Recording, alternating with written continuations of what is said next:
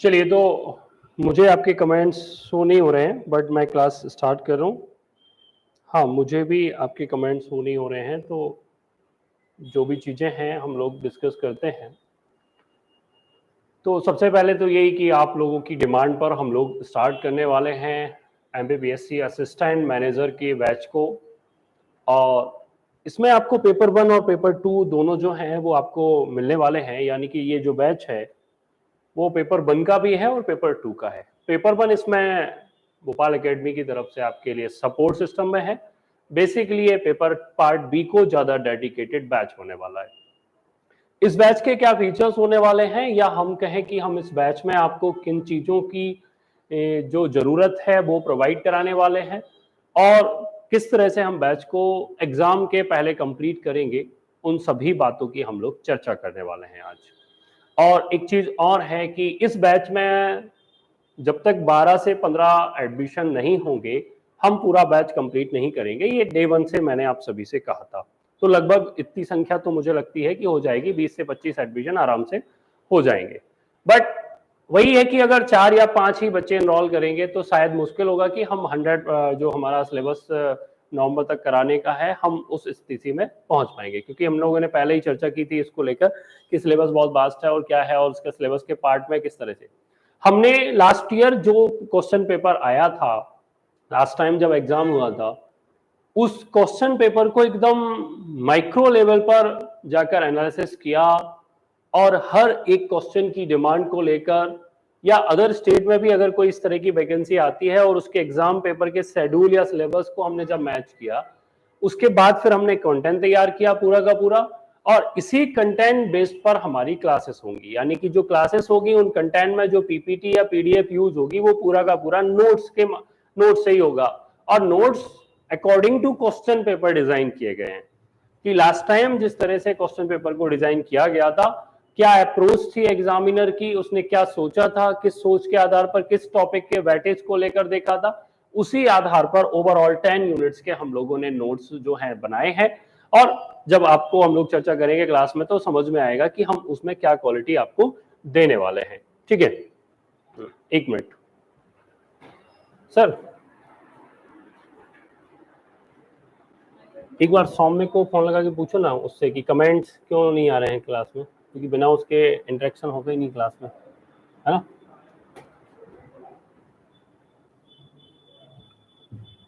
तो यही था कि आज हम लोग जो डिस्कस करने वाले थे बेसिकली कि हम लोग क्या करने वाले हैं, और इस पूरे सिलेबस के पार्ट में मैं थोड़ा सा सिलेबस पे डिस्कस करूंगा, देन फिर हम लोग टॉपिक कुछ पढ़ के जाएंगे आज। यानी कि क्लास खत्म होगी तो हमारे पास कुछ ज्ञान होना चाहिए और एक अप्रोच भी होनी चाहिए कि यार हमने इस तरह से पढ़ लेना है, हम सिलेबस को किस तरह से कंप्लीट कर पाएंगे एग्जाम के पहले। 1.5 से 2 घंटे की क्लास का हमारा प्लान है। अभी 1-1 घंटे की क्लास चलेगी 15 अगस्त तक, उसके बाद हम इस क्लास के सेशन को 2 घंटे का करेंगे, और 2 घंटे की क्लास के हिसाब से जो सफिशिएंट आपको चीजें मिलेंगी, मुझे लगता है कि वो पर्याप्त होंगी। और 2 घंटे का जो सेशन है ना, उसमें अगर हम आज थोड़ा सा सिलेबस पर नजर डालें कि आखिर हमको क्या पढ़ना है, क्योंकि सिलेबस डिकोडिंग करना भी अपने आप में एक बहुत बड़ी चैलेंज होती है, और अगर हम इस सिलेबस के पार्ट को समझ गए, इसके बेसिक चीजों को, फीचर्स को समझ गए, तो आधा पेपर हमारा यहाँ पर सॉल्व हो जाता है। एमबीबीएससी ने जो क्राइटेरिया रखा है इस एग्जाम को लेकर जिन लोगों के लिए, उन लोगों ने इन सब चीजों को एक बार तो पढ़ा था, लेकिन वो मुझे लगता है कि जब एमबीए कर रहे होते हैं हम, तो केवल हम एमबीए को उस लेवल पर पढ़ते हैं कि बस हाँ हमारा एमबीए चल रहा है या एमबीए हम कर रहे हैं, ठीक है, लेकिन उस लेवल पर हम एमबीए को लेकर नहीं जाते हैं कि हाँ हमें इस काम में आने वाला है। तो 2 साल पहले, 3 साल पहले, 4 साल पहले छूट गया, लेकिन ये अकॉर्डिंग सिलेबस का पार्ट था। हम एक बार उसे उसी अंदाज में पढ़ना शुरू करेंगे तो रिकॉल होंगी सारी चीजें, अगर आपने एक आध बार कभी पढ़ा होगा। बहुत सारे कोचिंग इंस्टीट्यूट ने कुछ अगर वीडियोस भी डाले हैं और आपने इसके पहले उनको देखा है, पढ़ा है, समझा है, तो थोड़ा सा आप और इसे अच्छे से समझ पाएंगे या चीजों को बेहतर तरीके से देख पाएंगे। अगर हम बात करें कि सिलेबस का जो मेन बेसिक सा फंडा क्या है, तो हेल्थ मैनेजमेंट, ठीक है। अब इस सिलेबस के इस वर्ड को अगर हम पकड़ें कि हेल्थ मैनेजमेंट क्या है, ठीक है, अगर यहां पर बात हो रही है हेल्थ के मैनेजमेंट की, यानी कि स्वास्थ्य के प्रबंधन की, तो स्वास्थ्य प्रबंधन करने के लिए एक तो ये है कि हम इंडिविजुअल लेवल पर जाकर काम कर सकते हैं, यानी कि व्यक्तिगत स्तर पर हम स्वास्थ्य के लिए काम कर सकते हैं। दूसरा, इंस्टीट्यूशनल लेवल पर हम काम कर सकते हैं, यानी कि संस्थागत तरीके से हम काम कर सकते हैं। और तीसरा यह है कि सरकारें यानी कि गवर्नमेंट उसके लिए क्या कर रही है। जब भी हम इंडियन कॉन्स्टिट्यूशन की बात करते हैं या अन्य चीजों की बात करते हैं, कुछ रूल्स एंड रेगुलेशन की बात करते हैं, तो हमें यह पता चलता है कि सरकार की भी उतनी ही जिम्मेदारी या रिस्पॉन्सिबिलिटी होती है स्वास्थ्य के लिए जितनी कि एक व्यक्ति की, उस या व्यक्ति को वो स्वास्थ्य सुविधाएं प्रदान करने वाले उस संस्थान की होती है। तो सरकार के लेवल पर हम बात करेंगे, ऐसा गवर्नमेंट लेवल पर हम देखेंगे कि सरकार के जो काम है, सरकारी जो उपक्रम है, वो किस आधार पर स्वास्थ्य के प्रबंधन के लिए काम करते हैं। अब जब हम पूरा इंडिविजुअल से लेके इंस्टीट्यूशनल लेकर और गवर्नमेंट लेवल तक जाते हैं, तो उसी पार्ट में हर एक पार्ट को लेकर हमें काम करना है, यानी कि हमें पढ़ाई करनी है। अगर हम व्यक्तिगत लेवल पर बात करेंगे स्वास्थ्य के लिए, अब व्यक्तिगत लेवल पर यह है कि ऐसा मैं मैनेजर होता हूं, तो मैनेजर हो पर इंडिविजुअल मेरे क्या काम है, और जिस इंस्टीट्यूशनल में मैं काम कर रहा हूं, जिस इंस्टीट्यूट का मैं पार्ट हूं, वो उस इंस्टीट्यूट की क्या रिस्पॉन्सिबिलिटी है हेल्थ केयर को लेकर। इसमें हम अस्पतालों को पढ़ेंगे, उसके फाइनेंस मैनेजमेंट को देखेंगे, उसके पेशेंट सेंट्रिक होने को देखेंगे कि कैसे वो रोगी आधारित चीजों को लेकर काम करता है, और पीएससी सीएससी क्या है, हॉस्पिटल के आईसीयू क्या है, एचयू क्या है, और तमाम तरह की जो चीजें जो कि आप लोग उससे एकदम बेहद नजदीकी से आप उन सब चीजों को जानते होंगे, क्योंकि अगर आपने उस तरह से किया। फिर सरकार के लेवल पर जाएंगे कि सरकार के द्वारा मेडिकल के लिए, खासकर स्वास्थ्य सुविधाओं के लिए कौन कौन से एक्ट आए हैं, अधिनियम आए हैं, अस्पताल के क्या राइट्स होते हैं, एक पेशेंट के क्या राइट हैं, उसके अलावा सरकार की कौन कौन सी आयुष्मान भारत जैसी योजनाएं हैं, इनका क्या फायदा है, सरकार ने जो मेडिकल के लिए एक्ट बनाए हैं वो कौन से हैं, कौन सी धाराएं हैं, सेक्शन कौन कौन से हैं उनमें, इन तमाम चीजों को लेकर हम इस प्रबंधन के पार्ट को पूरा कवर करेंगे। और एमपीपीएससी ने बहुत अच्छा किया कि उसने 10 यूनिट में सिलेबस को डिवाइड किया, ठीक है। और पहला जो यूनिट है, अगर हम उसकी बात करें, तो उस यूनिट की उसने हेडिंग ही दी है हॉस्पिटल एडमिनिस्ट्रेशन, यानी कि बात होगी अस्पताल के प्रशासन की, ठीक है। हॉस्पिटल एडमिनिस्ट्रेशन यानी कि वो बात कर रहा है कि जो अस्पताल हैं, ठीक है, जो अस्पताल है उनका प्रशासन कैसा है। प्रशासन वर्ड आते से ही बहुत सारी चीजें आराम से निपट जाती हैं कि हमें क्या पढ़ना है। तो कॉन्सेप्ट क्या है इसका, एप्लीकेशन क्या है हेल्थ एंड हॉस्पिटल के, रोल्स एंड ड्यूटी क्या है जो भी हॉस्पिटल एडमिनिस्ट्रेटर है, अस्पताल के जो प्रबंधक की अगर बात करें तो उसका क्या भूमिका होने वाली है इस पूरे प्रशासन में, हम देखेंगे कौन कौन सी चीजें हैं वो अपनाने वाला है, ठीक है। अस्पताल प्रबंधन, जब भी हम हॉस्पिटल में जाते हैं, इसका एक छोटा सा एग्जांपल मैं दूं, practical approach toward the law and order in hospital management, है ना, क्राउड मैनेजमेंट, ठीक है। आप कभी भी एम्स जाइए भोपाल के, ठीक है, आपके स्टार्टिंग में ही सबसे पहले ओपीडी होगी, ओपीडी पर अलग अलग क्राउड रहेगा, अलग अलग लाइन होगी, इसके बाद फिर अलग अलग जो स्ट्रक्चर हैं उन स्ट्रक्चरों में पेशेंट जाते हैं। लेकिन सब कुछ यहीं पर नहीं हो जाता है, बल्कि आपको ब्लड टेस्ट कराने के लिए एक अलग कंपार्टमेंट में जाना पड़ेगा, अलग चैम्बर में जाना पड़ेगा, अलग बिल्डिंग भी हो सकती है, एक्सरे कराना है तो आपको अलग जाना पड़ेगा, एमआरआई कराना है तो अलग जाना पड़ेगा, इसके अलावा आपको मेडिसिन कलेक्ट करनी है तो अलग जगह जाना पड़ेगा। उतने ही लोग आए थे, लेकिन वो लोग कभी इधर चले गए, कभी इधर चले गए, कभी इधर चले गए, अलग अलग क्यू में खड़े होकर, और जितनी भी भीड़ एक जगह समा हो सकती थी, एक ही डेस्क पर, एक ही टेबल पर खड़ी हो सकती थी, उसको मैनेज कर दिया। यही अस्पताल में क्राउड मैनेजमेंट होता है कि इतने सारे लोग अगर आ गए तो उन्हें हम कैसे संभालेंगे। हमको लगता है यार सरकारी अस्पताल में कितना लंबा लाइन लगाना होता है, क्योंकि सरकारी चीजें जो है वो फ्री में अवेलेबल है, और फ्री के लिए ढेर सारा क्राउड आएगा जो लोअर क्लास या मिडिल क्लास भी है, तो उसके लिए अस्पताल को किस लेवल तक जाकर अपना एडमिनिस्ट्रेशन अच्छा करना पड़ेगा कि उस वो क्राउड को मैनेजमेंट करे। तो हम देखेंगे कि क्राउड मैनेजमेंट के कौन कौन से फंडे होते हैं, और उन चीजों को, उन टेक्निक्स का यूज करके काम किया जा सकता है, ठीक है। तो अस्पताल प्रबंधन की अप्रोच क्या हो, किस प्रकार के उनके पास कानूनी सुविधा जो है, ठीक है, रोग प्रबंधन में कानून व्यवस्था का जो व्यवहारिक प्रैक्टिकली अप्रोच क्या है, ठीक है, क्योंकि लोग क्या करते हैं, कई बार चीजों को ऐसे लेकर आते हैं कि मतलब ना तो अस्पताल को मैनेजमेंट को पता होता है, ना सिक्योरिटी वाले को पता होता है, कई बार लड़ाइयां हो जाती हैं, तो बहुत चीजें। तो इसकी प्रैक्टिकल अप्रोच क्या होने वाली है। इसके बाद यदि हम बात करें तो इसमें पेशेंट मैनेजमेंट जो है, मेडिकल रिकॉर्ड कैसा रखना है आपको, और उसके सिग्निफिकेंट, ठीक है, इट्स सिग्निफिकेंस, यानी कि अगर आप अस्पताल में हैं और आप मेडिकल रिकॉर्ड रख रहे हैं तो आपको यह भी ध्यान रखना पड़ेगा कि उनका महत्व क्या होने वाला है, ठीक है। इसके बाद हॉस्पिटल में ऑडिट, ठीक है, audit, medical audit, departmental audit और होल हॉस्पिटल ऑडिट, ये एक बहुत जरूरी चीज है, ठीक है।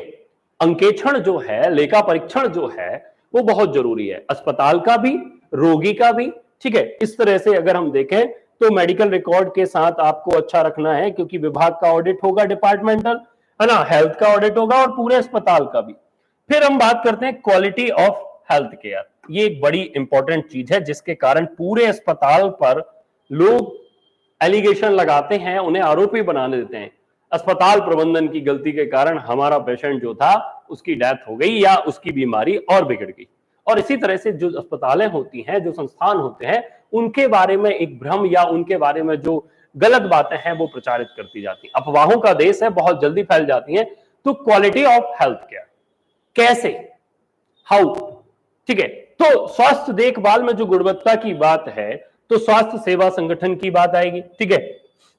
हम इसमें एचसीओ की बात कर लेंगे, ठीक है ना, concept of service quality standard की बात करेंगे, किस तरह से स्वास्थ्य में देखभाल में स्वास्थ्य सेवा संगठनों के लिए काम किया जा रहा है, अवधारणा क्या है, आश्वासन क्या है, ठीक है, उसका मैनेजमेंट कैसे कर रहे हैं, मेजरमेंट ऑफ क्वालिटी पैरामीटर्स क्या है हेल्थ केयर के, किस तरह का स्टैंडर्डाइजेशन किया गया है।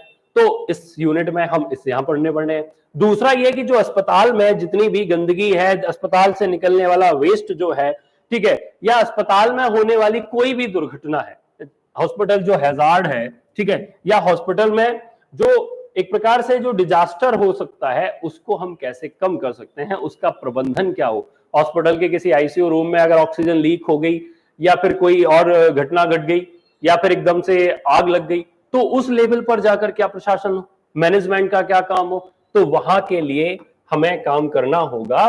तो हम वहां पर डिजास्टर जो मैनेजमेंट है उसकी चर्चा करेंगे। इसके बाद हम बात करेंगे आपात स्थितियों की चीजों की, गुणवत्ता प्रत्यार्पण की बारे में बात करेंगे, एससीओ के, ठीक है, क्वालिटी ऑफ एस्क्रेडेशन एचसीओ की बात करेंगे हम, ठीक है। फिर इवेक्शन की बात करेंगे, उसके सिग्निफिकेंस की बात करेंगे, इंप्लीमेंटेशन की बात करेंगे और मैनेजमेंट एंड मेजरमेंट, ठीक है। Hospital and as in industrial organisation, optimum utilisation of resources, अस्पताल जो है एक औद्योगिक संगठन के रूप में जब काम करता है, क्योंकि हम देख रहे हैं कि प्राय छोटी छोटी, जैसे भोपाल में आप आओगे तो सागर हॉस्पिटल, बंसल हॉस्पिटल, ये एक बड़े बड़े इंडस्ट्री के ही लेवल पर काम कर रहे हैं। यहाँ के इक्विपमेंट, यहाँ के जो नर्स हैं, यहाँ के जो डॉक्टर हैं, यहाँ की जो चेकअप है ना, यहाँ के जो रिसोर्सेस हैं, जो संसाधन हैं, उनका कितना अनुकूलतम प्रयोग किया जा सकता है, ये पूरा डिपेंड ऑन हॉस्पिटल एडमिनिस्ट्रेशन। तो यूनिट 1 जो है वो पूरी तरह से अस्पताल प्रबंधन को समर्पित है, ठीक है, तो हम इसे करेंगे। इसके बाद यूनिट 2 है, यूनिट 2 में पब्लिक हेल्थ मैनेजमेंट की बात की गई है। यूनिट 2 जो है, मैं शॉर्ट में बता रहा हूं, जब मैं यूनिट 2 करूंगा तो उसके पहले हम इसे बहुत अच्छे से डिकोड करेंगे, देन पढ़ेंगे। अस्पताल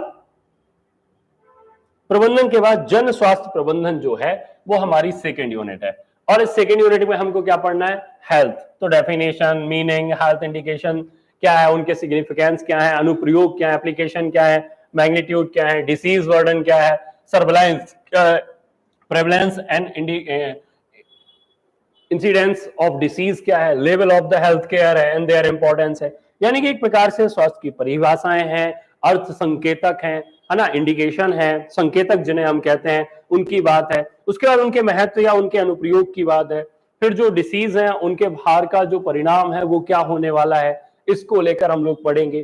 फिर भारत में स्वास्थ्य देखभाल की जो योजना है, health care planning in India, सबसे पुअर, भारत में स्वास्थ्य को लेकर जो प्लानिंग की गई है वो सबसे 3rd क्लास की प्लानिंग की जाती है। हमारे यहाँ पर अधिकांश में खासकर जेंडर इनइक्वालिटी भी हम हेल्थ केयर में देखते हैं कि हमारे ही घर की माताएं बहनें जो होती हैं, हमारी मम्मी, हमारी चाची, हमारी दादी या हमारी बहनें, इनको अगर बीमारी हो जाती है तो ये जब तक बेड पर नहीं पटक जाती हैं अपने आप को, जब तक पता ही नहीं चलता, ये बताती भी नहीं है ये कि मुझे फीवर आ रहा है या मुझे कुछ हो रहा है। नई बहुओं की मैं बात नहीं कर रहा हूं, नई जनरेशन की बात मैं नहीं कर रहा हूं, इनको तो सर भी दर्द होता है, 2 दिन किचन से बाहर हो जाते हैं ये लोग। मैं बात कर रहा हूं एक इसके पहले वाली जनरेशन की, कि ये जनरेशन बीमार होगी, काम करते रहेगी, पता भी नहीं चलेगा आपको, ठीक है, मतलब इस स्थिति में पहुंच जाएंगी। और जब बिल्कुल ही बेड रेस्ट हो जाता तब पता चल पाता है कि भाई साहब क्या स्थिति थी।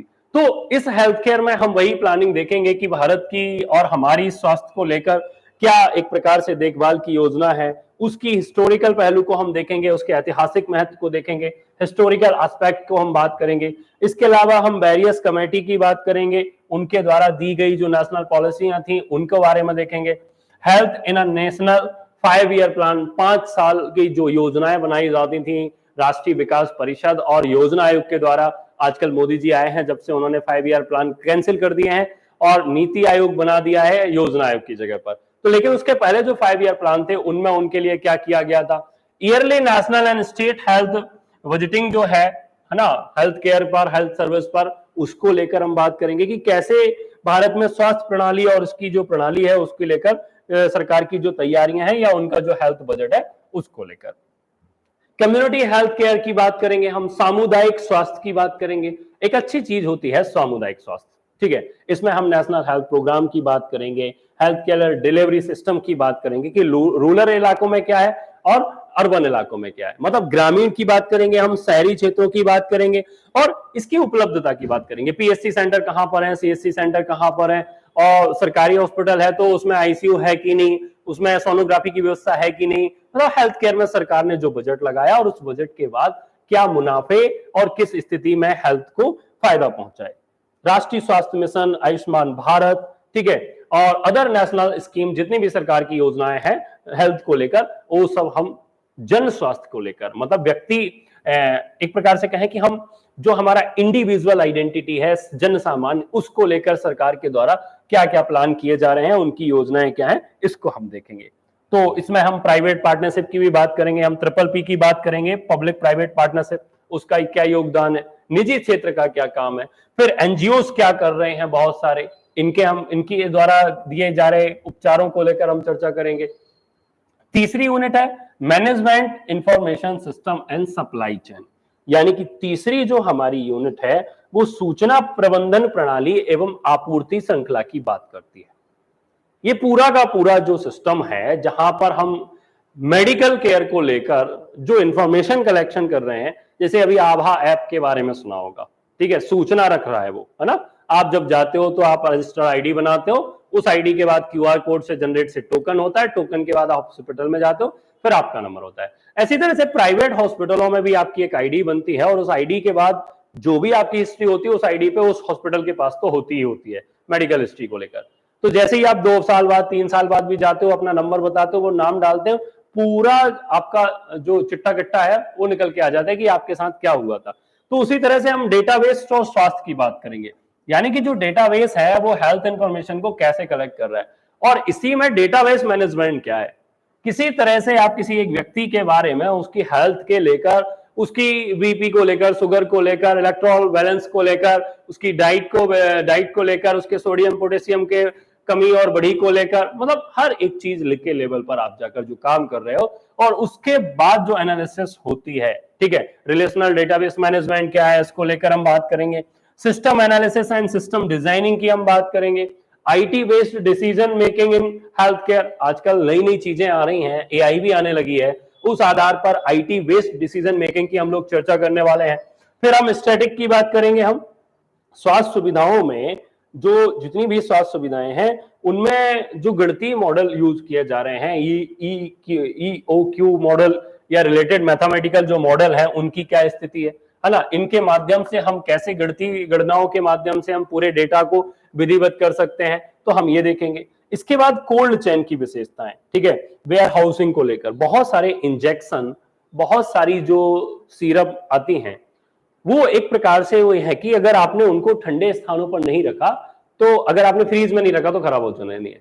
अब ये दवाई कहीं दूर बन रही है, कहीं भी मान लो इंदौर बन रही है, भोपाल बन रही है, लेकिन इसको अर्बन से लेके रूरल में एकदम बैकवर्ड अंत्योदय प्लान जिसे हम कहते हैं कि लास्ट की लास्ट लाइन तक पहुंचाना है। वैक्सीनेशन को लेकर भी हम देखते हैं कि वो, अगर आप लोगों ने वेब सीरीज देखी है ग्राम चिकित्सालय, तो उसमें देखा होगा आपने कि वो जो डब्बा होता है बर्फ का, उसमें वैक्सीनेशन को ठंडी जगह पे रख के और लेके यहां से वहां भेजा जाता है।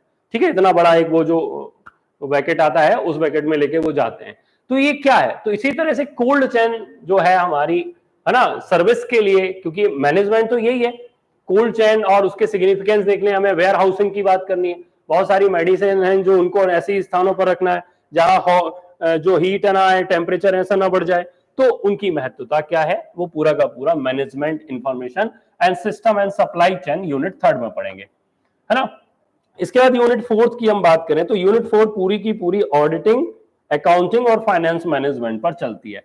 ये एक ऐसा पार्ट है जिसके लिए हम लोगों ने प्लान किया है कि हम लोग के जो सीए साहब हैं, ठीक है, जो हमारे यहाँ पर ये हमारी कोचिंग और कंपनी का सारा काम देखते हैं, ये वाला पार्ट वो पूरा आपको पढ़ाएंगे, क्योंकि उनकी इस पर बेहद अच्छी कमांड है कि बेसिक अकाउंटिंग क्या है, फाइनेंसिंग क्या है, क्योंकि यहाँ पर आपको बहुत कुछ काम करना है। आपका काम ही बेसिकली ये है, जब आप जिले में बैठेंगे असिस्टेंट मैनेजर बनकर, तो वहां पर आने वाली दवाइयां, उनका हिसाब किताब, पेमेंट वगैरह, ये सारी चीजें आपको देखनी होंगी। जब आप किसी हॉस्पिटल में जाने वाले हैं और उस हॉस्पिटल को अगर गवर्नमेंट की नहीं है, प्राइवेट हॉस्पिटल पर चेकिंग करने गए हैं आप, तो फिर आपको उसका बहुत सारी चीजें देखनी होंगी कि वो क्या कर रहे हैं, तो आपको बनाना भी आना चाहिए। ठीक है, मतलब एक प्रकार से कि जो लेखा परीक्षा चीजें हैं उसके आधारभूत लेखांकन क्या है, बेसिक अकाउंटिंग क्या है।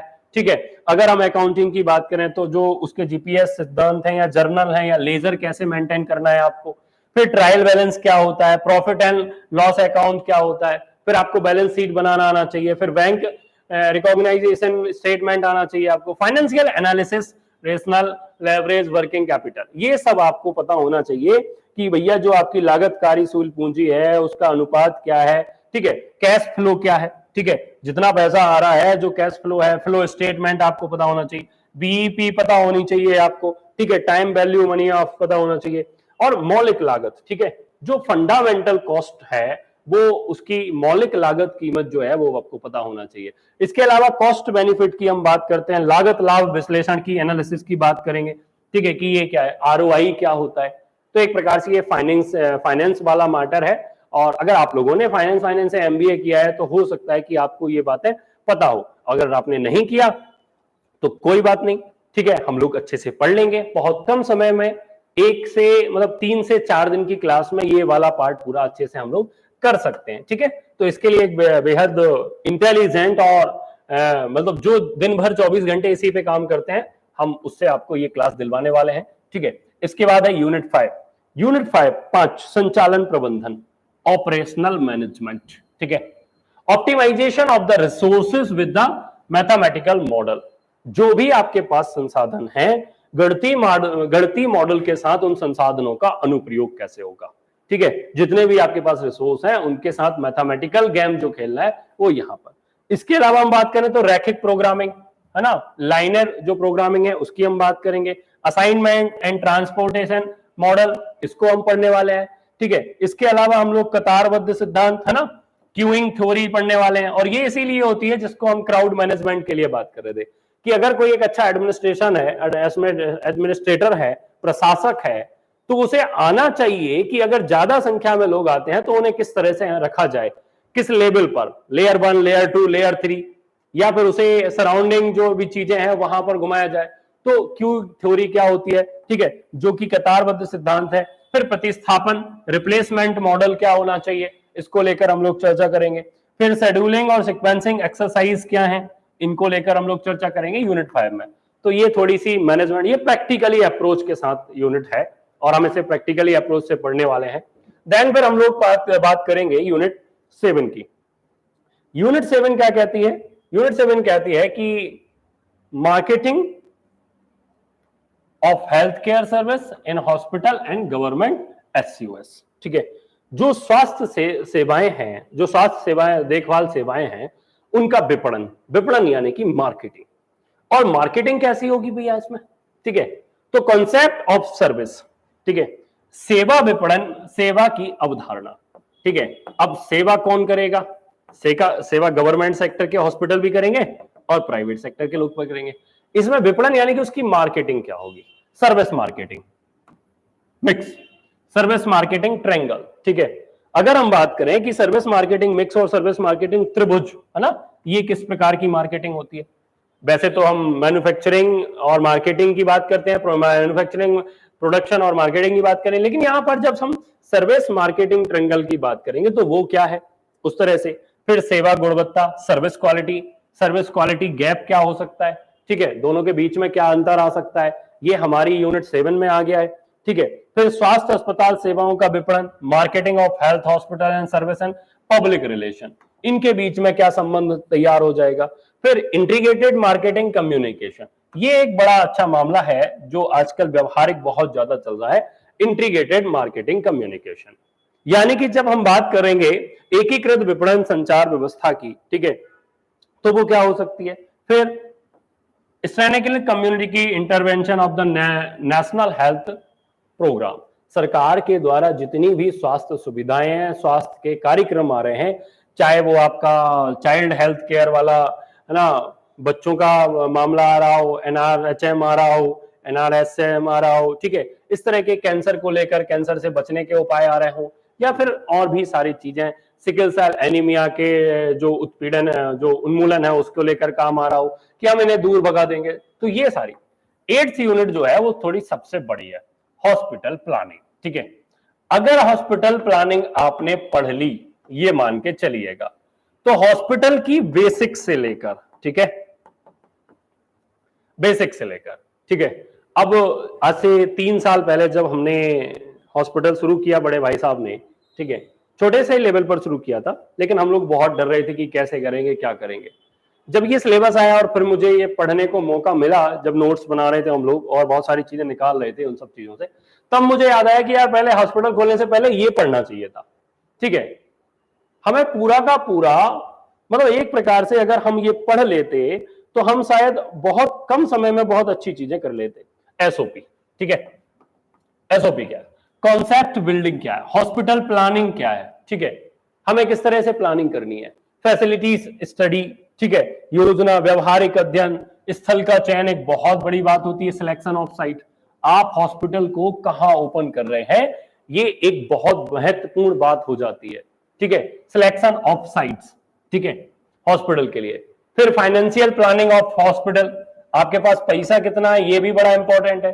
फिर site development, bed distribution, space allocation, कहां पर आपके पास जितनी जगह है उस जगह का आप कैसे सदुपयोग करने वाले हैं, क्योंकि जहां पर आप आईसीयू, एचसीयू बेड देने वाले हैं, वहां तक आपके पीछे बैकवर्ड में ऑक्सीजन रखने के लिए क्या स्थिति है, अगर आप पूरी बिल्डिंग बना रहे हैं तो फायर एग्जिट कहां पर, मतलब एक पूरा का पूरा अस्पताल संसाधन आप बना रहे हैं, तो आपके पास बुद्धि होनी चाहिए, प्लानिंग होनी चाहिए, पैसा होना चाहिए और मैनेजमेंट होना चाहिए, प्रबंधन, ठीक है, पूरी तरह से। इंटीरियर, आउटियर, एक्सटीरियर क्या होना चाहिए, क्योंकि कई बार ऐसा होता है कि डब्बे जैसा घर में रूम बना दिया, अब मरीज उसमें भर्ती हो तो आधा मरीज तो उसी 4 दीवारी से मर जाता है, तो उन 4 दीवारियों पर कैसा कुछ हो, लाइटिंग कैसी, नेचुरल लाइट आ रही है कि नहीं आ रही है, इससे भी रोगी जो है वो आधा ठीक हो जाता है उस इलाके को देखकर। तो ये एक बहुत बड़ी प्लानिंग थी कि हम इंटीरियर डिजाइनिंग को, भवन निर्माण की बात करें, फिटिंग की बात करें, फिर हम, है ना,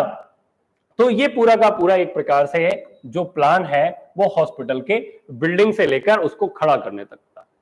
फिर दूसरी बात आती है कि भैया जो आउटसोर्स या इनर सोर्स है, आंतरिक और आउटसोर्स की सुविधाएं क्या है, उनसे हम कैसा कर सकते हैं। जैसे हमने हॉस्पिटल तो बना लिया, हमारे पास पैसा था, बट डॉक्टर नहीं थे, डॉक्टर क्या होंगे, आउटसोर्स से आएंगे, नर्सेस कहां से आएंगी, आउटसोर्स से आएंगी, ठीक है। आप बाकी सारी चीजें, जैसे आपके पास लेबर तो ठीक है, जो हॉस्पिटल में अन्य लोग हैं, ड्यूटी डॉक्टर चाहिए आपको, एक परमानेंट डॉक्टर चाहिए, फिर नई नई जो चीजें हैं उनके लिए आपको डॉक्टर चाहिए, ठीक है। तो इस तरह से तो projected footfall and commissioning the facility design and layout, तो अनुमानित फुटफॉल या कमीशनिंग सुविधाओं की डिजाइन और उसका लेआउट तैयार करना पड़ेगा कि हम कैसे आउटसोर्स फैसिलिटी को बना सकते हैं या इनबिल्ट, ठीक है।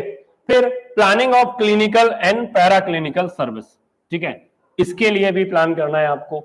ओपीडी कहां है, आईपीडी क्या है, आईसीयू क्या है, ओटी क्या है, बहुत सारे लोगों को आईसीयू और एचसीयू या एचडीयू में अंतर नहीं पता होते हैं, ओपीडी आईपीडी में अंतर नहीं पता होते हैं, ठीक है। तो ये होंगे कॉम्प्लेक्स लेबोरेटरी कहाँ होगी, रेडियो डायग्नोस्टिक कहाँ होगा, रेडियोथेरेपी सर्विस कहाँ होगी, न्यूक्लियर मेडिसिन कैथ लैब कहाँ होगी, आईबीएफ कहाँ होगा, क्योंकि बहुत सारी चीजें जिनको अड़ोस पड़ोस में नहीं रख सकते आप, कि इस वाले चैम्बर में आपने ये रख लिया, इस वाले चैम्बर में आपने ये रख लिया, नहीं कर सकते आप उन सब चीजों को, ठीक है। ब्लड बैंक कहाँ होगा, सीसीआईडी कहाँ है ना, कैजुअलिटी सर्विस ऑब्स्टेक एंड गायनोलिक फैसिलिटी कहाँ होगी, है ना। तो ये पूरा का पूरा एक प्रकार से आपके लिए हॉस्पिटल में आपको बहुत अच्छे तरीके से, फिर व्यक्तिगत सेवाओं की योजना है, ठीक है, planning of the supporting service, इसमें एडमिनिस्ट्रेशन ब्लॉक कहाँ होगा, एडमिशन और डिस्चार्ज ब्लॉक कहाँ होगा, ठीक है। आप देखते हो जब भी आप हॉस्पिटल अपने पेशेंट को लेकर जाते हो, जिस दिन आपको छुट्टी करानी हो, एडमिशन कराने में तो टाइम ही नहीं लगता, आप लेके गए और पहली ही डेस्क पे एडमिशन होगा,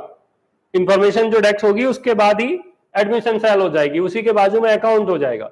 लेकिन जब बात डिस्चार्ज की आती है तो पता फिर 3 4 5 अलग अलग जगह से जब तक नोडूज या एनओसी नहीं मिल जाती, जब तक डिस्चार्ज नहीं होता, तो वो उसकी भी प्लानिंग ही होती है। जो भी हॉस्पिटल खोल के बैठा होता है उस व्यक्ति की एक बढ़िया सी प्लानिंग होती है कि वो कैसे उसको व्यवस्थित कर सके, ठीक है। तो इसमें हम बस यही देखने वाले हैं, ठीक है, कि प्रशासनिक ब्लॉक कहाँ होने वाला है, ठीक है ना, जो प्रशासनिक ब्लॉक है ना, एडमिनिस्ट्रेशन ब्लॉक कहाँ है, एडमिशन डिस्चार्ज कहाँ बनेगा, हॉस्पिटल की बिलिंग कहाँ होगी, कॉर्पोरेटेड डेस्क कहाँ होगी, फिर एक insurance and third party administrator होगा, क्योंकि आपके पास सारे इंश्योरेंस की चीजें हैं, तो इंश्योरेंस के लिए आने वाले बंदों को बिठाने के लिए एक ब्लॉक होगा, है ना। टीपीए कहाँ, टीपीए सर्विस कहाँ होगी, है ना, थर्ड पार्टी एडमिनिस्ट्रेशन की हम बात कर रहे हैं।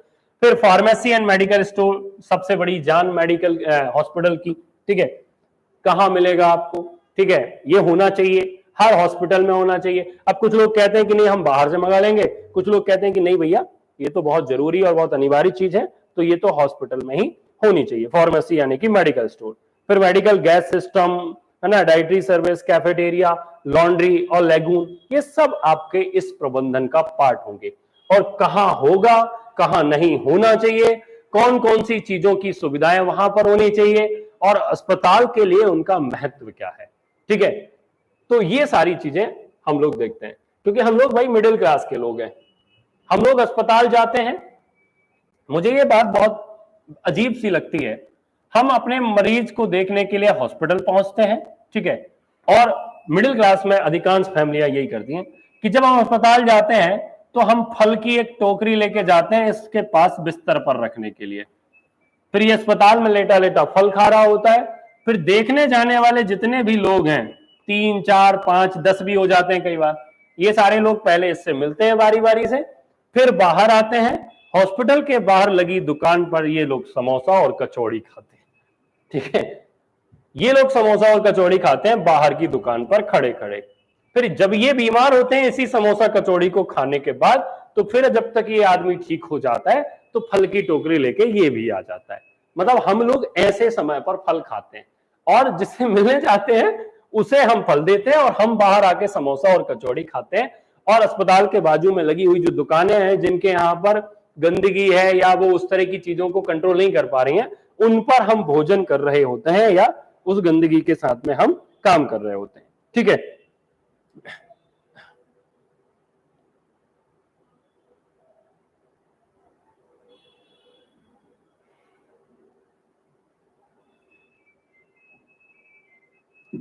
ठीक है, चलो, तो अभी कमेंट का ऑप्शन आया क्या,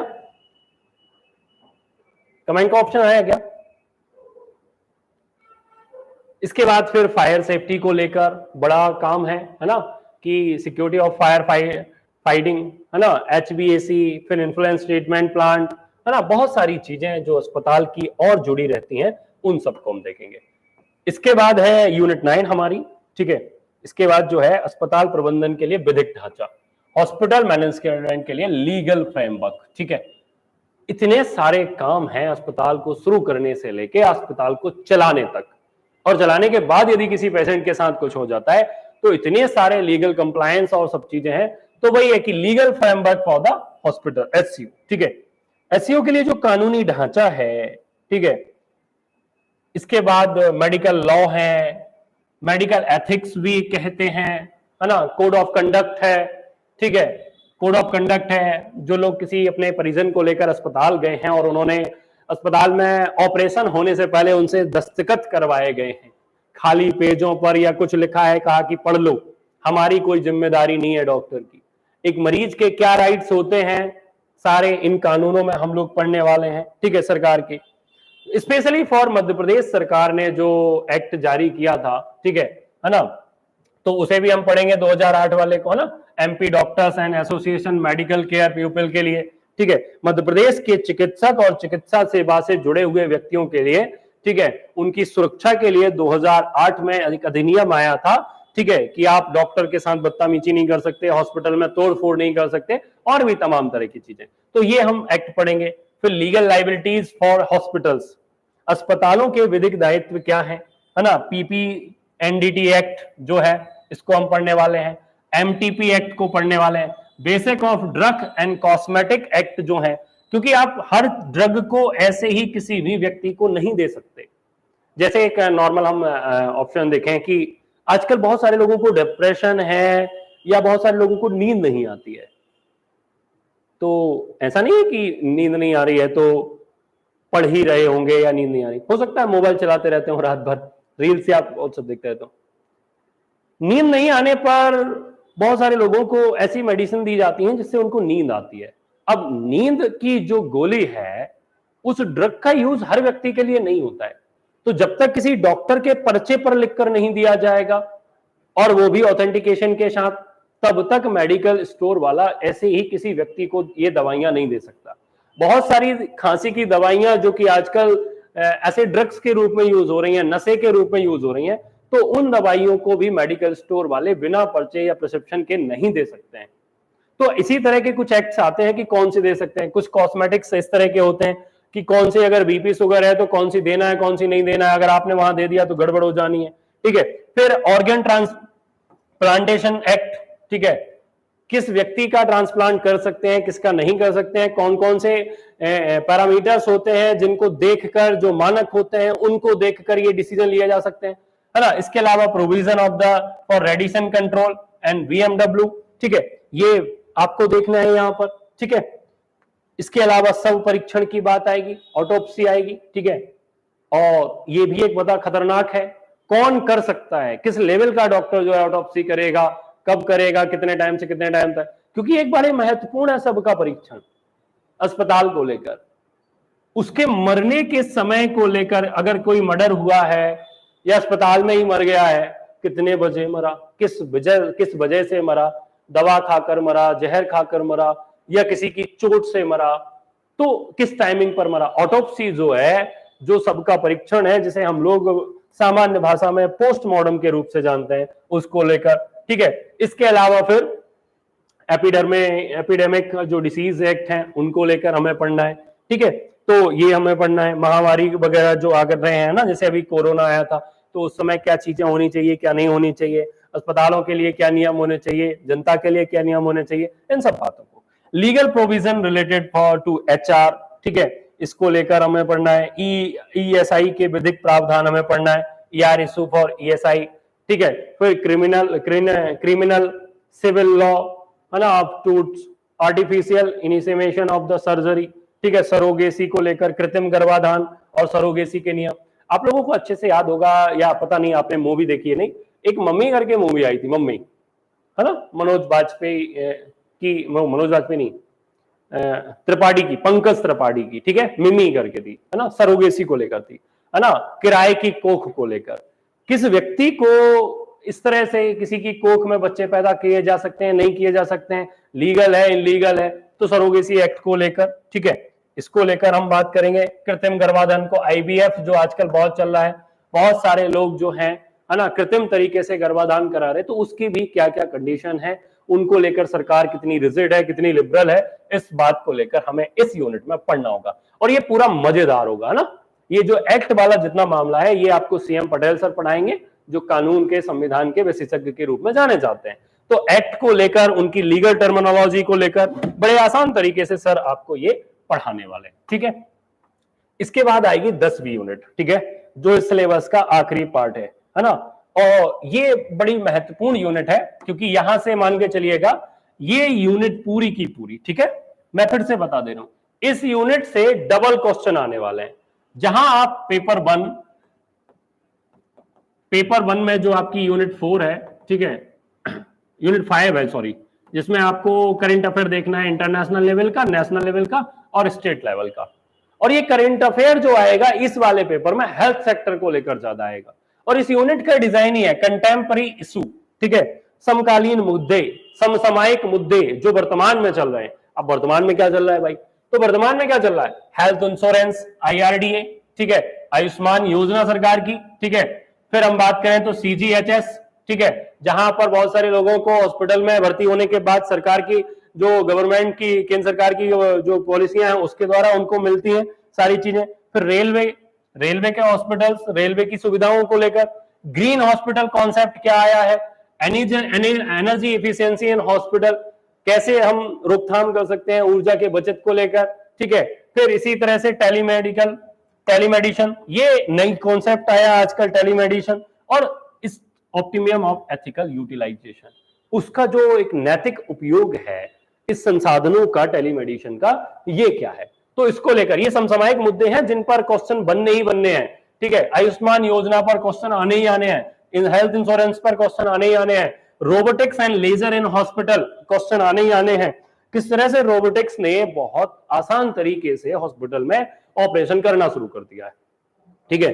और प्रोग्रामिंग से वो सर्जरी के मतलब बेस्ट पार्ट बनते जा रहे हैं, क्योंकि कई बार इमोशन तो होते नहीं है उनमें। तो डॉक्टर्स जो होते हैं, वैसे तो इमोशन डॉक्टर में भी होते हैं, बट जब वो ऑपरेशन कर रहा होता है तो उसे काटना, चीरना, फाड़ना होता है, तो वो डरता नहीं है।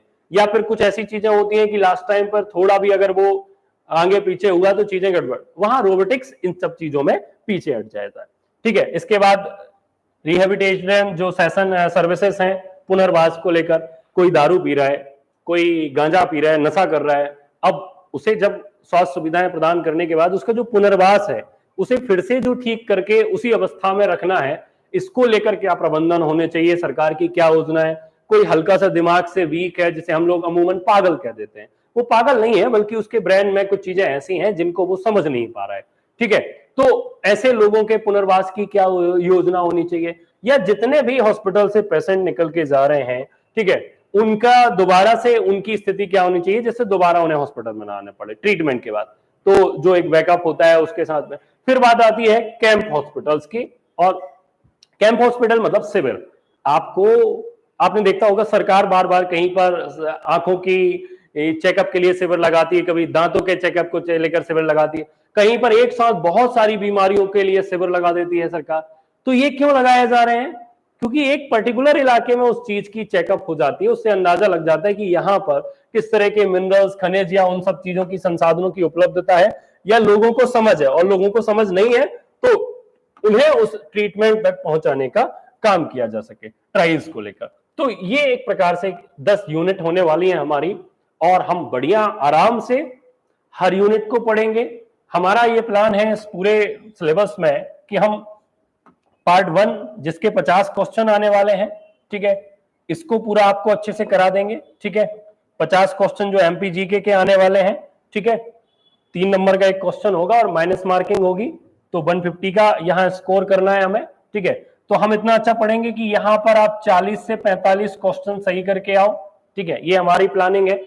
और पेपर 2 जिसमें 100 क्वेश्चन आने वाले हैं, हर क्वेश्चन 3 नंबर का होगा, 300 मार्क्स का ये पेपर होगा। तो हमारी कोशिश यहां पर होगी कि 100 में से आप 65 to 75 के बीच में आप अच्छा स्कोर करके आ पाए, जहां पर आप नेगेटिव मार्किंग या माइनस मार्किंग को डर को हटाकर। तो जब आप यहां पर इतना और यहां पर आप इतना करके आएंगे तो ये मानिए कि आराम से आपको इंटरव्यू कॉल होने वाला है। और फिर जब हम इंटरव्यू की तैयारी करेंगे तो वो भी हम एक अच्छे से कर लेंगे, ठीक है। अब इस पूरे प्लान में भोपाल एकेडमी आपके साथ कैसे जुड़ने वाली है, तो थोड़ी सी चर्चा इसकी बनती, क्योंकि सबसे महत्वपूर्ण मुद्दा यही है, ठीक है। बेसिकली ये पेपर पार्ट बी को लेकर क्लासेस हैं, पार्ट ए की क्लासेस आपको इसमें इंक्लूड ही अवेलेबल होंगी। यदि आपको पेपर नहीं पढ़ना है तो उसकी क्लास आप ना करें, और आप पेपर बी पढ़ रहे हैं तो पेपर 1 की क्लासेस आपके लिए फ्री में उसमें इस बैच में इंक्लूडेड रहने वाली हैं। आज एक तारीख है और ये टिल एग्जाम तक बैच चलने वाला है, कि अगर एग्जाम पोस्टपोन भी होता है तब तक भी ये क्लासेस आपके पास अवेलेबल रहेंगी। उसके लिए आपको दोबारा से कोई फीस नहीं देनी होगी, बल्कि रिवीजन क्लासेस हम लोग इसमें स्टार्ट कर देंगे। ठीक है, 6 बजे से शाम को 7 बजे तक मंडे टू फ्राइडे हमारी क्लास का प्लान होगा। ठीक है, सोमवार से शुक्रवार हम लोग पढ़ेंगे और इसमें जो पेपर 1 की क्लास है वो 5 to 6 होती है। ठीक है, फिर जब हम इसमें 2 घंटे की क्लास करेंगे तो इसका टाइम 6 to 8 हो जाएगा या फिर 7 to 9 हो जाएगा। ठीक है, ये 2 स्टैंडर्ड टाइम होंगे जहां पर हम लोग क्लास को लेके चले जाएंगे। जब आप लोग बार बार क्लास के लिए बोल रहे थे तो अभी 28 तक असिस्टेंट प्रोफेसर का एग्जाम था और उस बैच के कारण हमारे पास टाइम स्लॉट खाली नहीं था। ठीक है, सभी चीजें जो थी उसको लेकर हम लोग काम कर रहे थे। जब 28 को वो पेपर हो गया तो फाइनली हमारे पास एक टाइम स्लॉट खाली आया कि हमने कहा कि ठीक है, अब हम यहां पर इस बैच को कर सकते हैं। तो ये हमारे बैच की प्लानिंग है। इसमें आपको लाइव क्लासेस मिलने वाली हैं। अगर कोई लाइव क्लासेस सेम टाइम पर नहीं ले पाता तो फिर उसे 15 मिनट बाद वो रिकॉर्डेड क्लासेस मिल जाएंगी और ये रिकॉर्डेड क्लासेस आप कभी भी देख सकते हैं। इसके बाद ई बुक्स रूप में पूरे नोट्स, पीपीटी और पीडीएफ दोनों फॉर्मेट में, पूरे नोट्स की पीडीएफ भी रहेगी और पीपीटी फॉर्मेट में भी एप्लीकेशन पर रहेंगे। हार्ड कॉपी अगर आपको नोट्स की चाहिए तो उसका photocopy charge plus courier charge देकर आप अपने घर पे बुला सकते हैं, है ना। उसका चार्ज लगेगा, जो भी फोटोकॉपी चार्ज होगा और जो आपका हार्ड कॉपी पहुंचाने का कोरियर चार्ज होगा। ठीक है, फीस के एक्स्ट्रा में रहेगा वो, बाकी ई बुक के रूप में पीडीएफ और पीपीटी एप्लीकेशन पर आपको उपलब्ध रहेगी। मंडे टू फ्राइडे हमारी क्लास होगी। हर संडे को हम टेस्ट लेंगे। जो भी हम मंडे टू फ्राइडे पढ़ेंगे उसके 25 से लेकर 30 क्वेश्चन हम हर संडे को प्रैक्टिस किया करेंगे। सैटरडे आपको रिवीजन का टाइम देंगे। तो हर टॉपिक बाई टॉपिक आपके टेस्ट होते चलेंगे। इसके बाद हम लोग हर यूनिट के 4 टॉपिक टेस्ट और यूनिट वाइज एफएलटी के 2-2 टेस्ट हम देंगे, यानी कि 10 यूनिट के 20 टेस्ट एफएलटी मिलने वाले हैं और 4 आपके टॉपिक वाइज यानी कि 40 टेस्ट ये मिलने वाले हैं।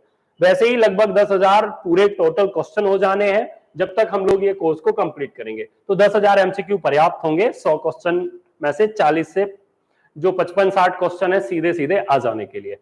अब सबसे पहला मुद्दा, सर दक्षिणा क्या लेने वाले हैं आप, गुरु दक्षिणा क्या होने वाली है।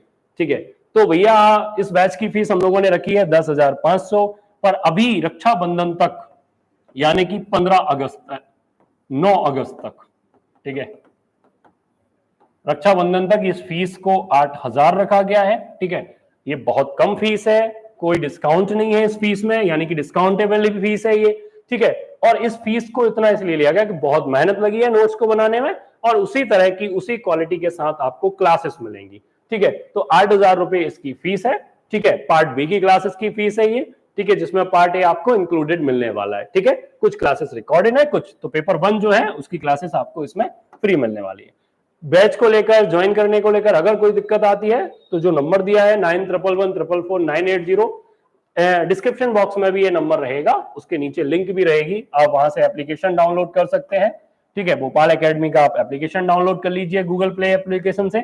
वहां पर आपको असिस्टेंट मैनेजर हेल्थ मिलेगा, वहीं पर फीस पे करने का ऑप्शन आएगा। आप जैसे ही फीस करेंगे आप कोर्स में इंक्लूड हो जाएंगे और फिर आपको कोर्स के साथ जुड़कर पढ़ने में मजा आएगा और एक अच्छी तैयारी के साथ हम लोग इस कोर्स को खत्म करेंगे परिणाम में बदलते हुए, यानी कि रिजल्ट ओरिएंटेड हमारी क्लासेस होने वाली है। तो यदि आप सभी लोग कोर्स को लेकर, चीजों को लेकर आप अच्छे से समझ गए हैं, ठीक है, तो आप लोग मतलब सारी चीजों को, अभी मैं 1 से 2 क्लासेस और दूंगा आपको। ठीक है, मतलब ये क्लासेस आपको और मिलने वाली हैं, है ना। जब आप 2 से 3 दिन क्लास देख लीजिएगा उसके बाद आप डिसाइड कीजिएगा कि आपको ये बैच लेना है। ठीक है, और ये बैच आपके लिए फायदेमंद होने वाला है। उसके बाद फिर आप ये कोर्स को परचेस कर लीजिएगा। ठीक है, और जो लोग पुराने स्टूडेंट हैं या जो लोग हमारे और भी बैचेस से जुड़े हैं उन्हें अगर बता है तो वो तो आज ही जाएं, एप्लीकेशन पर जाएं, कोर्स को परचेस करें। ठीक है, नोट्स आपको हार्ड कॉपी में इस रूप में मिलने वाले हैं, मैं नोट्स दिखा देता हूं आपको। वैसे ये एप्लीकेशन पे डेमो के रूप में भी आपको मिलेंगे, तो वहां से भी आप इनको देख सकते हैं। ठीक है, ये पीडीएफ फाइल है। तो हर नोट्स के शुरुआत में सबसे पहले जो भी सिलेबस है वो हिंदी और इंग्लिश दोनों में मिलने वाला है आपको। ठीक है, और फिर जब टॉपिक शुरू हो जाएंगे तो हमने कोशिश की है कि हम हिंदी इंग्लिश के साथ कॉम्बिनेशन के साथ चलें। कुछ टर्मिनोलॉजी जो है हिंदी में समझ में आती है, कुछ इंग्लिश में समझ में आती है। आधे बच्चे हिंदी मीडियम वाले थे, आधे इंग्लिश मीडियम वाले थे, तो हमने मर्जर किया दोनों लैंग्वेज का, यानी कि बोथ लैंग्वेज। किसी को दिक्कत नहीं आएगी कि इंग्लिश में या हिंदी की टर्मिनोलॉजी में, और हर चीज जो है वो की नोट फुट पॉइंट के तौर पे चल रही है। यानी कि जैसे ही यूनिट 1 से है ये, जैसे मैं अभी आप लोगों से चर्चा कर रहा हूं, सॉरी, जैसे मैं अभी आप लोगों से चर्चा कर रहा था इसके बारे में। ठीक है, अस्पताल, ठीक है। अब अस्पताल का जो प्रबंधन है, उस प्रबंधन को लेकर हमने जो तैयार किया वो की पॉइंट में, ठीक है। पहले अस्पताल क्या है उनके बारे में, फिर अस्पताल के मुख्य कार्य क्या है, तो पहले इंग्लिश में, फिर वहीं पर हिंदी में आपको मिलेगा, ठीक है। हर एक चीज को लेकर के हॉस्पिटल के क्या काम होते हैं, किस तरह से वो काम करते हैं, जैसे फाइनेंशियल मैनेजमेंट, तो वित्तीय प्रबंधन वो करता है, तो बजटिंग करता है, कॉस्ट कंट्रोल, इंश्योरेंस, है ना, रिन्यू मैनेजमेंट, रिव्यू मैनेजमेंट। अभी हम इसी को लेकर बात कर रहे थे कि कैसे अस्पताल को बजट का प्रबंधन करना है, कॉस्ट कटिंग क्या है, लागत का नियंत्रण करना है उसको, बीमा को देखना है और कैसे आय को बढ़ाया जा सकता है। फिर रोगी देखभाल एवं सेवाएं, यानी कि पेशेंट केयर एंड सर्विस, तो वहां पर गुणवत्तापूर्ण इलाज देना है उसे, क्वालिटी जो है, इंश्योरिंग क्वालिटी ट्रीटमेंट है, ठीक है। फिर पेशेंट सेटिस्फेक्शन है, मतलब रोगी की संतुष्टि सबसे जरूरी है। अगर वो ऐसा नहीं करता है तो फिर कभी रोगी दोबारा उसके हॉस्पिटल नहीं आने वाला है और 10 लोगों को और नहीं जाने देगा, तो इस तरह से। फिर लीगल कंप्लायंस, कानूनी जो भी अनुपालन है वो हॉस्पिटल को देखने पड़ेंगे, उसे HIPP एक्ट, NABA का स्टैंडर्ड जो है उनको उनकी निगरानी में काम करना पड़ेगा, उन स्टैंडर्डों का पालन करना पड़ेगा, क्लिनिकल एस्टेब्लिशमेंट एक्ट का पालन करना पड़ेगा, जो भी एक्ट में स्टेट में है या सेंट्रल में उनका ध्यान करना पड़ेगा। फिर अस्पताल प्रशासन की विशेषताएं क्या है, तो पेशेंट सेंट्रिक अप्रोच, रोगी केंद्रित दृष्टिकोण उसका होना चाहिए। फिर बहुविषयक समन्वय, मल्टी डिसिप्लिनरी कोऑर्डिनेशन होना चाहिए, डॉक्टरों, नर्सों, तकनीशियनों, प्रशासकों के बीच में सहयोग होता है उसका, ठीक है। फिर वो डायनामिक एडेप्टेबल नेचर के साथ में है, गतिशील और अनुकूलन प्रकृति का होता है, कि जैसे जैसे नई तकनीकें आ रही हैं तो नई नई बीमारियों के बारे में पता चलने लगा है, बहुत सारे नए टेस्ट, बहुत सारी मशीन आ गई हैं जहां से बॉडी के छोटे से छोटे पार्ट के बारे में पता चल जाता है। और उसी तरह से अस्पताल अगर काम कर रहे हैं तो उन बीमारियों के इलाज को वो बेहतर तरीके से कर पाता है, ठीक है। इसके बाद है रेगुलेटरी कंप्लायंस, नियामक अनुपालन क्या है, ठीक है। इसके बाद है फिर आपका रिसोर्स ऑप्टिमाइजेशन। तो ये पूरा का पूरा आपको इसी फॉर्मेट में हिंदी और दोनों मीडियम में आपको पूरे 10वां यूनिट के जो है नोट्स मिलने वाले हैं, ठीक है। और हर एक चीज में आपको ये मान के चलिएगा कि एग्जाम्पल बहुत मिलेंगे, जो एग्जाम्पल के थ्रू क्वेश्चन पूछे गए लास्ट एग्जाम में, उसी पैटर्न पर हमने ये पूरा कंटेंट या पूरा मटेरियल जो है डिजाइन किया है। तो यदि आप सच में भोपाल एकेडमी के साथ जुड़कर अपनी असिस्टेंट हेल्थ मैनेजर की तैयारी करना चाहते हैं तो आज ही उठाइए अपना मोबाइल, डाउनलोड कीजिए भोपाल एकेडमी और MBBS मेडिकल वाले में जाकर और जो है असिस्टेंट हेल्थ मैनेजर का बैच है उसे ज्वाइन कर सकते हैं। और यदि कोई भी इस बैच को लेकर आपको कोई समस्या है या आपके कोई प्रश्न है तो 9111444980, 9111444979 जो नंबर है उन पर आप बात कर सकते हैं, या फिर मेरा नंबर भी अगर आपके पास है तो आप उस पर भी बात कर सकते हैं। तो पढ़ते रहिए, मस्त रहिए, स्वस्थ रहिए, शुभ रात्रि। कल फिर मिलेंगे इसी समय टॉपिक के साथ में। पहला टॉपिक हम लोग स्टार्ट करेंगे, ठीक है। तो जो आपके कमेंट्स नहीं आ रहे हैं, अगर उनके पास मेरा नंबर है तो आप मुझे बता सकते हैं इसको लेकर, ठीक है। शुभ रात्रि।